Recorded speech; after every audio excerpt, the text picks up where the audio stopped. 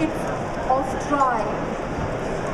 It has more residual sugar than the other wines we've had. But now let us have a show of hands. Who thinks this is sweeter than Blossom Hill? 2 people think it's sweeter than Blossom Hill. Come on, show me your hands. 1, 2, 3, 4, 5, 6. 6 people think this is sweeter than Blossom Hill. But the rest clearly think that it's less sweet than Blossom Hill. Blossom Hill has about 32 grams of sugar per litre. Shall I tell you what this has? Any guesses? Any offers? Pardon? 15, 9, 20, more, come on. It actually has, let me tell you, 47 grams. And boys and girls, this is what acidity does for you. This is wonderful, clean, refreshing acidity. Acidity sets off sweetness like nothing else. Now, you tell me, if you're on a disco dance floor and you're shaking your booty, as you all do no doubt every Saturday night, if you have this, don't you think it keeps you going?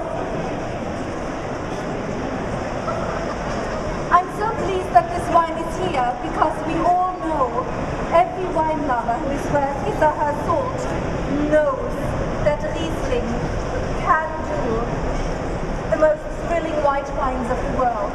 I am very, very, very pleased that we have an entry-level Riesling that is so whistle clean and so refreshing and so affordable. I really have no idea why nobody sells it here in the UK. I think it suffers from other people's prejudices. So please go out there and change this.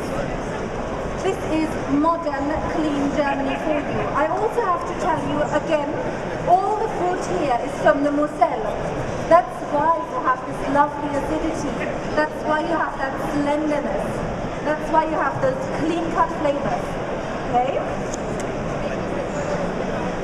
Pardon? No, I think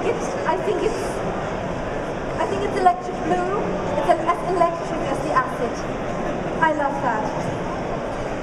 The alcohol level here is a refreshing and sobering 8.5%. So you can have it. I think if you have teenagers in the house, you have to hide it. It's a wonderful wine because you can actually have a glass of it and you don't have a headache the next day. That's the other joy of cooler climate wines. Even though we have to say that our Hofheimer Hölle here has 13%. If Riesling ripens properly, it's no longer just a slender, low alcohol wine. So, which shows you everything about global warming. Now, the first one had 12%, the second one, the Peter and Peter, and by the way, I've only found out who one Peter is. One Peter is the winemaker, the other Peter remains at large, I don't know who he is. That is 13.5%. So you see, if you want to have dry Riesling, you have the alcohol. But again, it's extremely balanced. And it comes on very light feet. And it is very slender. If you try to draw a silhouette of a Riesling, it would be very, very slender and very linear, usually. Now, we have one red wine in our lineup. And I cannot tell you what a joy it is for me to have a German Pinot Noir to present to you. How many people here know that Germany, as of the year 2006, has been the world's 3rd largest grower of Pinot Noir after France and the United States?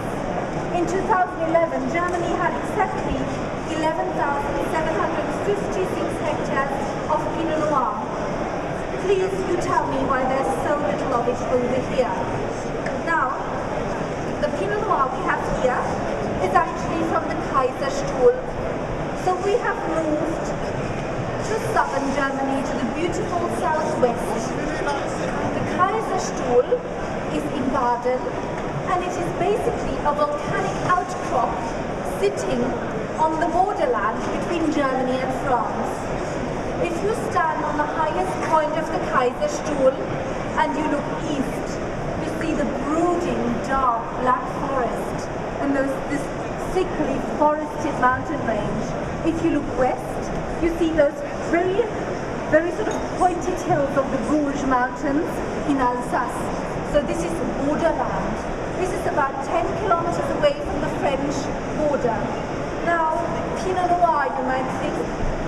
Pinot Noir in Germany, well, Pinot Noir, or Spätburgunder as the Germans like to call it, came to Germany very, very early. There are apocryphal stories that a great-grandson of Charlemagne had Pinot Noir planted in his king's vineyard on Lake Constance in Baden. I love the name of that king, Karl der Dicke, Charles the Fat. I think that only makes it much more plausible that he loved his wine too. So, but it is actually proven that this is an apocryphal story and nobody knows if the vines that he had planted, which were red grapes from Burgundy, if it was Pinot Noir. But the Cistercians from Cluny actually did bring Pinot Noir to Germany in the early Middle Ages, and there are official records. So Baden, which is far warmer than, say, the Rheingau or the Mosel, and has many more sunshine hours, can ripen these red grapes. And they have been grown there for a very, very long time. So it's almost like an indigenous variety for Germany. Those of you who are familiar with the English wine industry will know Lamberhurst Vineyard, yes? Now, it is Karl-Heinz Jorna who for years and years and years worked here in England as the winemaker at Lamberhurst Vineyards.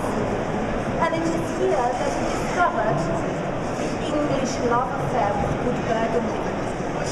And then he remembered that he was actually from this lovely little wine-making village in the Kaiserstuhl.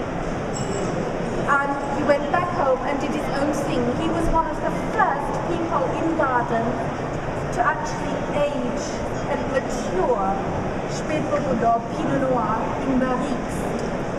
So much so that the board, which approves every single wine before it goes on sale, rejected it because it wasn't typically German enough.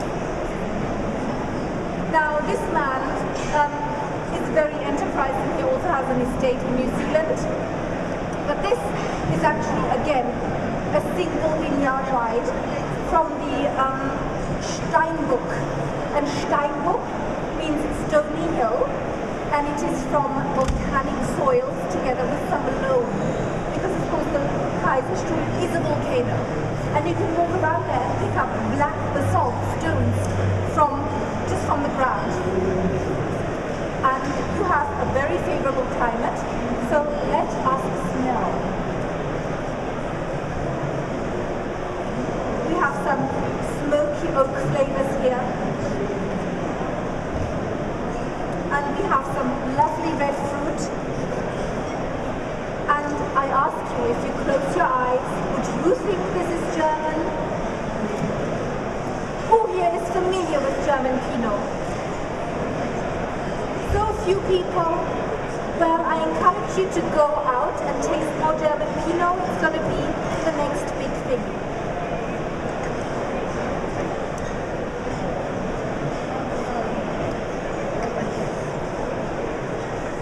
Now this wine, as every very good Pinot Noir should have, has this lovely fine-grained acidity, those very subtle tannins that have barely got a grip. But what is always the most abiding thing about Pinot Noir is its feminine elegance. Again, here we have a wine. This is actually infanticide. This is from the lovely, warm and gorgeous summer of 2009. You know that you are in Baden, in the beautiful sunny south, when you have 14% on a German wine. This is Baden sunshine for you, yes? The volcanic soil, actually, what it does is that it warms up and it helps ripening. The soils actually don't go cold at night, so the metabolic processes in the vine can continue. But you have cooler nights, so you have a retention of acidity. And there are certain wines that are from pure mineral stone, so this is weathered volcanic soil with loam.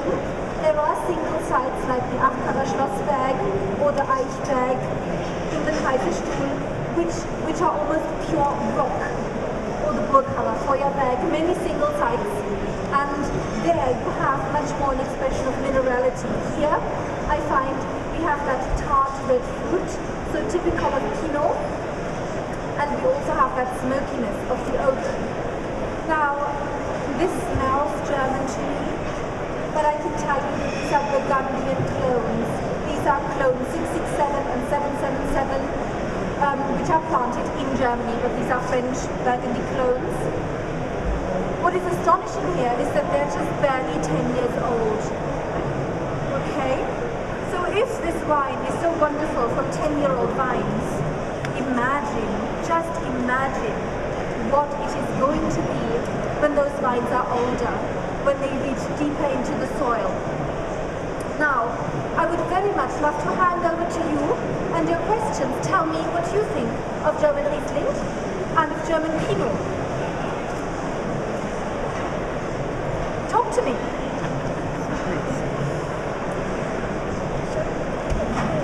Can you shout, please?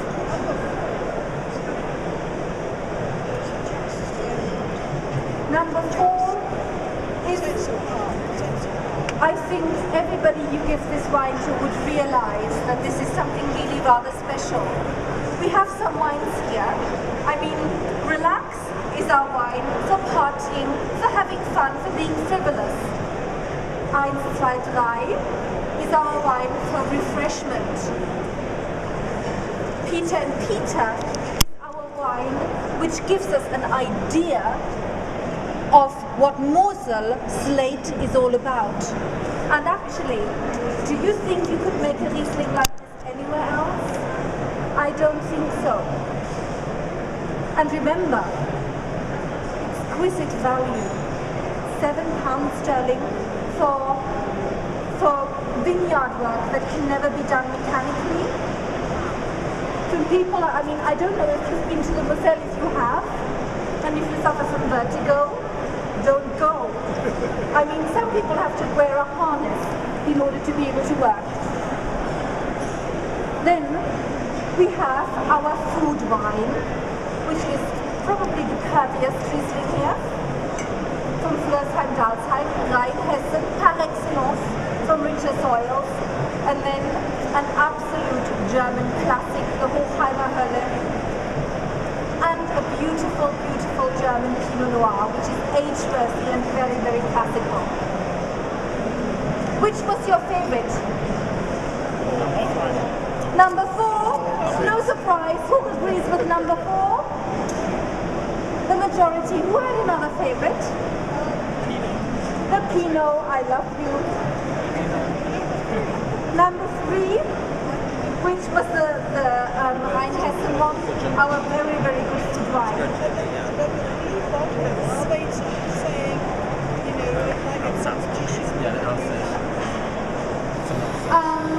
I'm glad that you mentioned this. I am a German girl working in the English wine trade.